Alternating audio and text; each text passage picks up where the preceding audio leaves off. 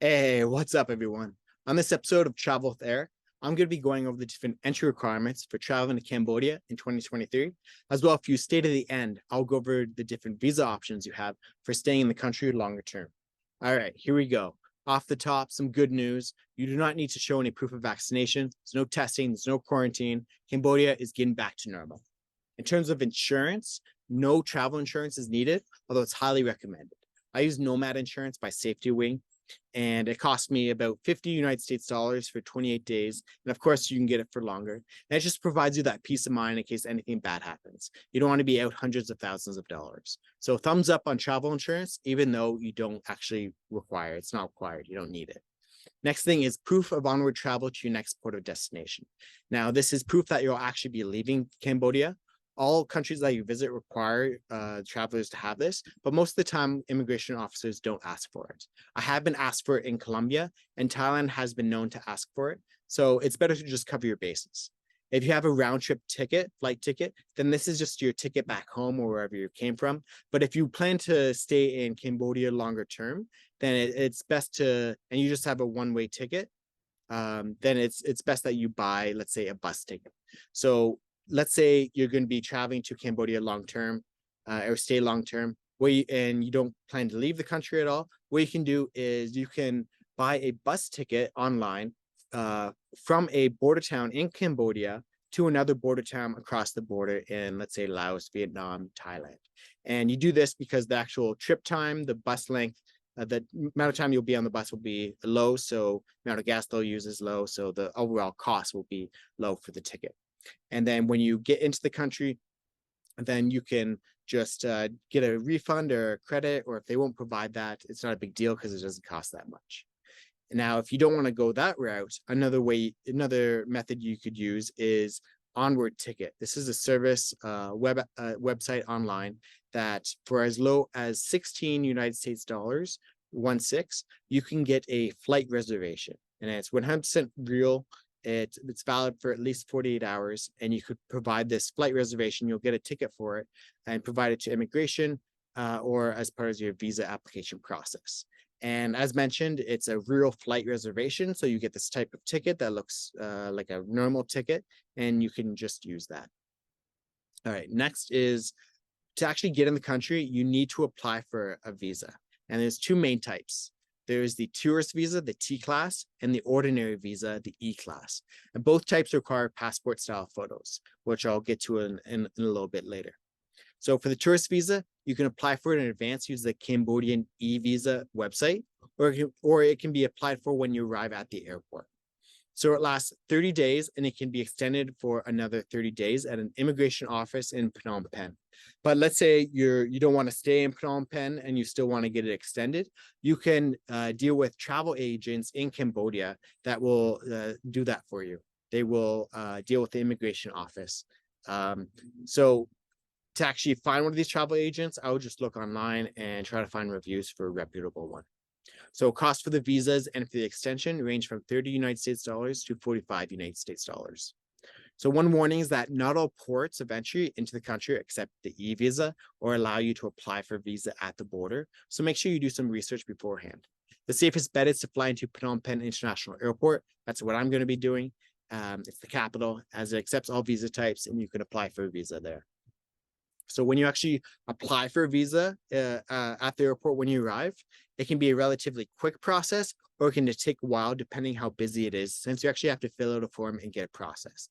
It's not easy like it is in Thailand, where you just talk to the immigration officer and they type out some stuff, they write something down and they stamp it and you're on your way. For this, you actually get a form and you got to fill it out, and then you got to get it processed. So it can, like I said, it can be relatively quick, or it can be a longer process. So that's why I advise people to just apply in advance online using the Cambodian e-visa website.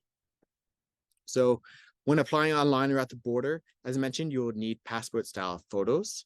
Although if you do not have any photos when arriving in Phnom Penh International Airport, I've read that they will just scan your passport and use the photo of you from there. So that's always an option. I would do more research on that. But it seems like that's the backup plan for them. So when you actually pay for the visa on arrival, make sure you have USD with you, as it's the main currency used in Cambodia. There is Cambodia does have the Cambodian real, but it's, USD is the main ones that's used everywhere for lots of different purchases. I've heard Cambodian real is more for smaller purchases, although it seems every place does accept both. And it's good. So it's good to have this cash as when you're paying for the visa on arrival. They do not accept payments by card, and ATMs are often broken or do not accept foreign cards. So get some USD or some Cambodian real before you leave the airport, before you're traveling to Cambodia. If you do plan to be in the country long term, then I would suggest that you should go with the ordinary visa, the E-class, instead of the tourist visa.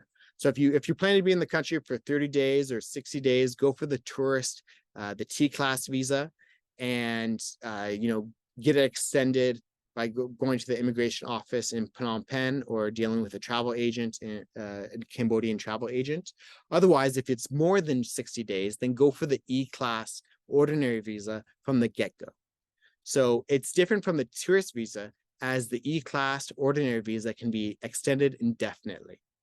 So when you go to extend it, there are 4 different extensions of stay types, which is also called EOS types. Okay, so there's EB, EG, ER, and ES. And each of these extension length can be either 1, 3, 6, or 12 months each time you get the extension. So again, this is a little bit more complicated. You got the tourist T visa, or you have the tourist visa, the T class, and this can be extended once for up to 60 days total, being in the country. And then you have the ordinary visa, the E class, which is your 30 days and then can be extended indefinitely. So tourist visa, maximum 60 days. The E class visa, ordinary visa, maximum is indefinite. As mentioned, it can be either 1, 3, 6, or 12 months, these extensions that you get.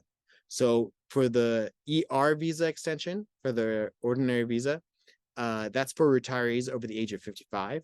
The ES visa extension is for students. The EG visa extension is for those looking for work. And the EB business visa extension is what most people go for. So I'll go more into the EB business visa extension. So you need to provide proof that you were employed by a company or your own company with a letter. So let's say you have your own YouTube channel, you can just write yourself a letter and that can be proof for it. So although I have read online of some people being able to get an EB business visa extension with a length of up to 6 months without requiring to provide proof of employment. And then they do a visa reset, a border run, visa run, where they leave the country for a bit and then come back and apply for an ordinary visa, class E again, and then apply for another EB visa extension again, and repeat this process to stay in the country longer term. So that's an option for you. So again, to reiterate, if you just plan to be in the country for maximum 60 days, just go for a tourist visa, the T class. You'll get the 30 days, plus you can extend it by another 30 days by dealing with the immigration office in Phnom Penh, either through in person there or dealing with a Cambodian travel agent.